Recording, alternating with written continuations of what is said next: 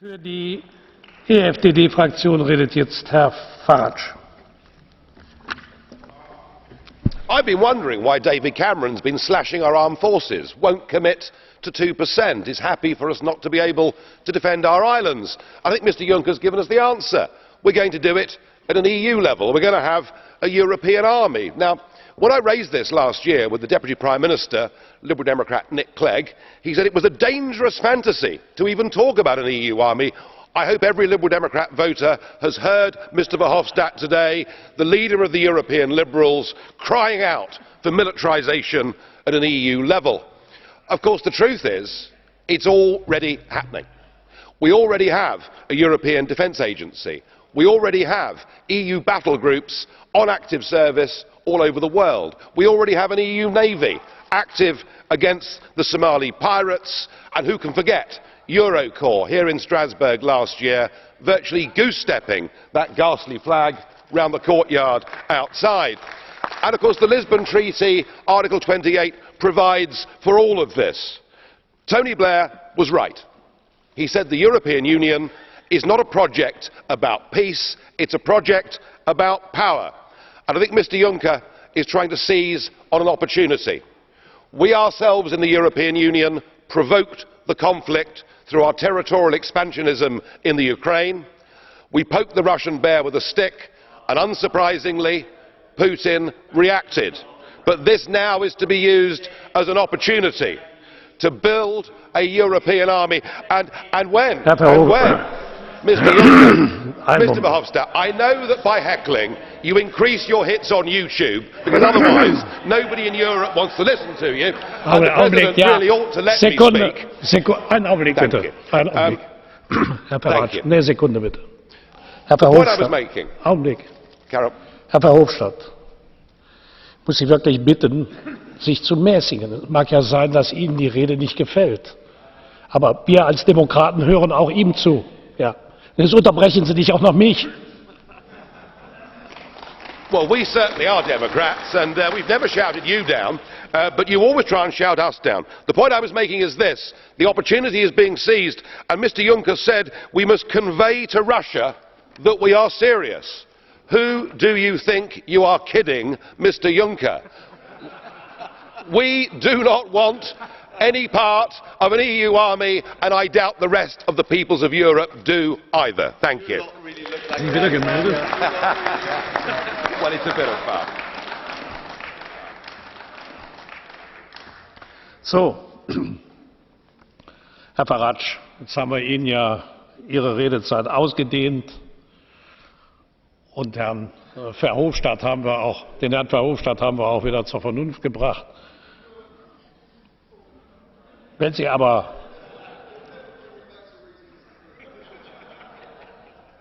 ja gut, Vernunft ist immer eine Definitionsfrage. Also ich habe Herrn Verhofstadt gebeten,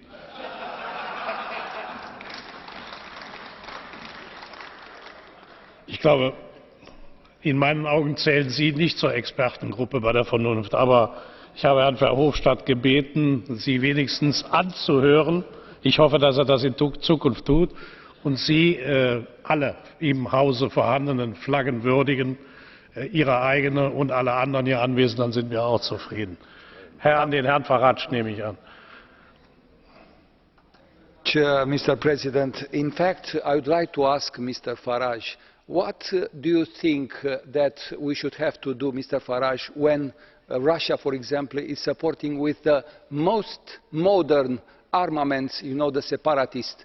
Do you, as an European Union, have to do something to support Ukraine, to fight in the eastern Ukraine, or do you think that we should have to wait to fight on the western Ukraine for the stability of Europe? Don't you think that we together we have to send a clear message of solidarity and unity of the European Union considering this important subject? Thank you. We, through our territorial ambitions, provoked the overthrow of an albeit corrupt but democratically elected leader in the Ukraine. We have provoked this crisis. Now the question you ask is, what do we do from here? I was in this chamber at the time when Libya was attacked. I heard the Liberals and the Greens screaming, frothing at the mouth, for us to bomb Libya, for us to become militarily involved, because we believed that would make things better. My view, sir, is if you look at Afghanistan, if you look at Iraq, if you look at Libya, and you look at the attempt to back the rebels in Syria, many of whom have now morphed into ISIS, we see that our recent foreign military interventions have made things worse, not better.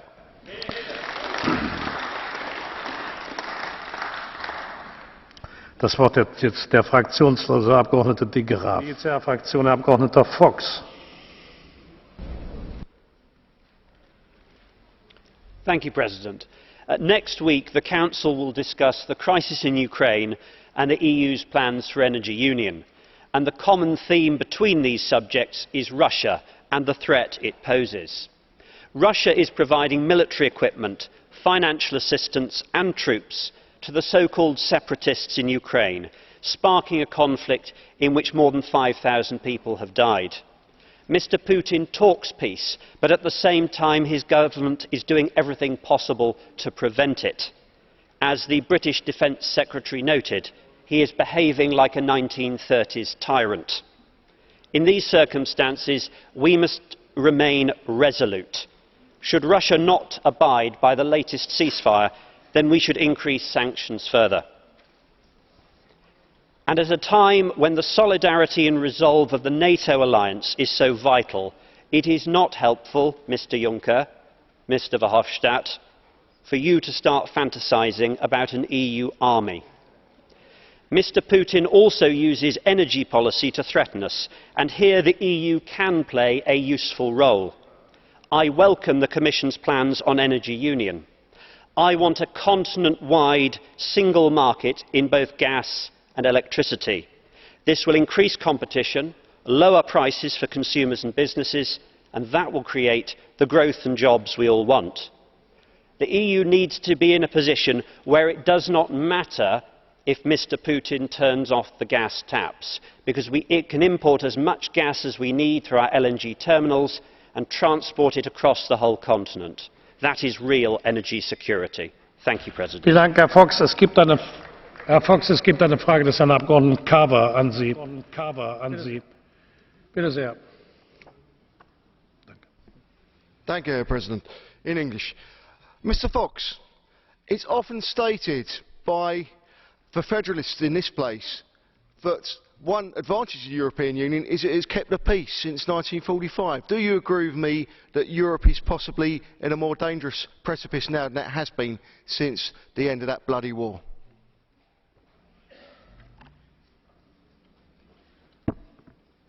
I think the European community and the European Union have played a role in preserving peace on the continent, but I think the cornerstone of peace in Europe has been NATO, and I emphasise the importance of that military alliance, of our allies in the United States, Canada and Turkey, and talk of an EU army is very dangerous indeed.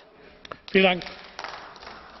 Das Wort hat jetzt für die Vereinigte Linke Herr Silikiotis. La parole au premier vice-président de la Commission. Thank you very much. Mr. President, I can be very brief because having listened very carefully to the contributions of the members of the European Parliament, it is clear to me that there is a great importance attached to the energy union and plans of the energy union, and I think this is the strong message given by the European Parliament to the European Council. Secondly, it is also clear that we are encouraged to pursue our policies of creating European unity in tackling issues such as Ukraine and Libya, and also in our attitude towards Russia. The common thread in all these subjects is a traditional European position, but of the most acute importance today is that when we stand united on this issue, we can actually deliver.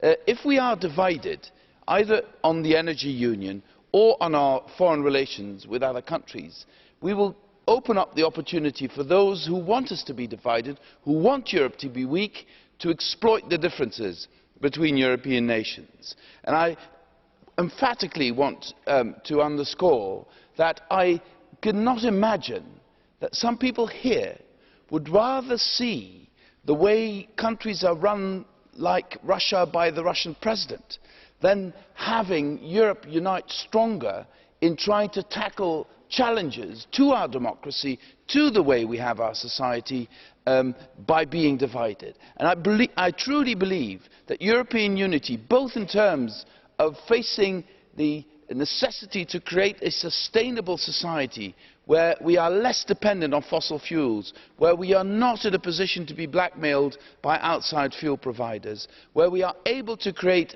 an economy that does not depend as much on fossil fuels and does use more renewable fuel sources, that is a strong contribution to a better life of our citizens, to greater stability within our member states, but especially to a stronger position in an ever more competitive world. Thank you very much, Mr. President. Grazie Presidente Timmermans anche per aver compreso le esigenze dell'Aula. La parola al Consiglio, la signora Zanda Kalnina Lukashevika. Thank you, President. First, Mr. President, dear members of the Parliament.